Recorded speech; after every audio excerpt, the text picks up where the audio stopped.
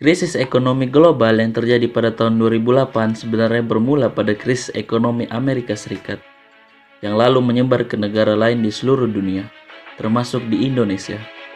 Krisis ekonomi Amerika diawali karena adanya dorongan untuk konsumsi atau propensity to consume.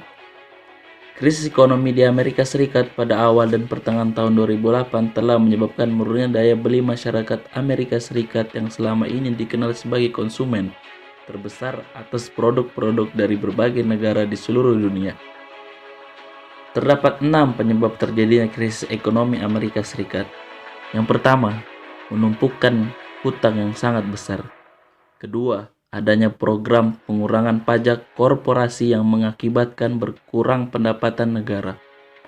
Ketiga, besarnya biaya yang dikeluarkan untuk membiayai perang Irak dan Afghanistan. Yang keempat, lembaga pengawas keuangan CFTC atau Commodity Futures Trading Commission tidak mengawasi ICE, Intercontinental Exchange, sebuah badan yang melakukan aktivitas perdagangan berjangka. Yang kelima, kerugian surat berharga properti. Dan yang terakhir adalah keputusan suku bunga murah yang mengakibatkan timbulnya spekulasi yang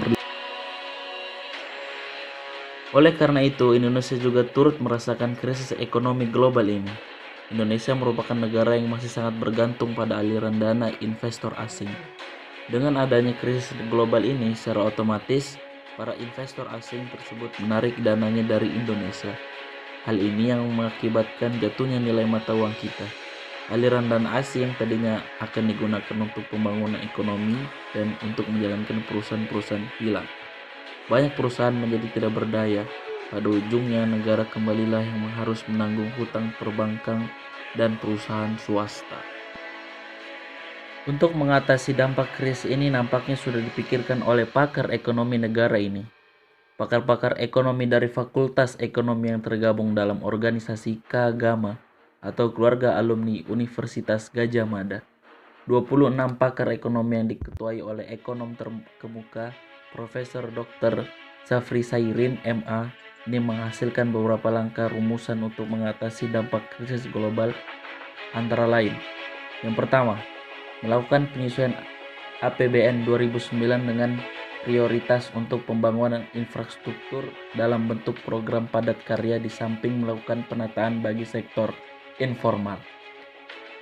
Yang kedua, di bidang pertanian, diambil langkah untuk mengarahkan petani miskin dan penganggur untuk mendapatkan lahan produktif sebagai modal untuk meningkatkan taraf hidup serta membatalkan rencana pemberlakuan pajak terhadap produk-produk pertanian.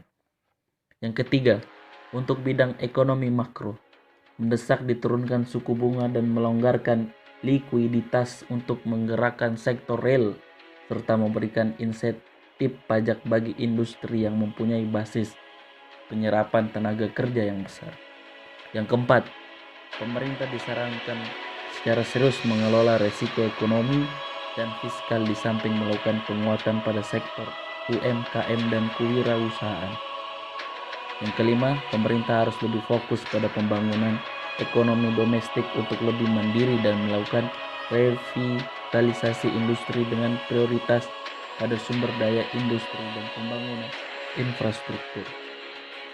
Sudah saatnya ekonomi Indonesia berbasis SDM serta SDA asli Indonesia diberi peluang lebih membangun fondasi perekonomian Indonesia berbasis usaha mikro yang terbukti lebih tahan terhadap goncangan serta dapat lebih memperdayakan tenaga kerja negara ini agar tingkat pengangguran semakin berkurang. Sekian dari saya, terima kasih.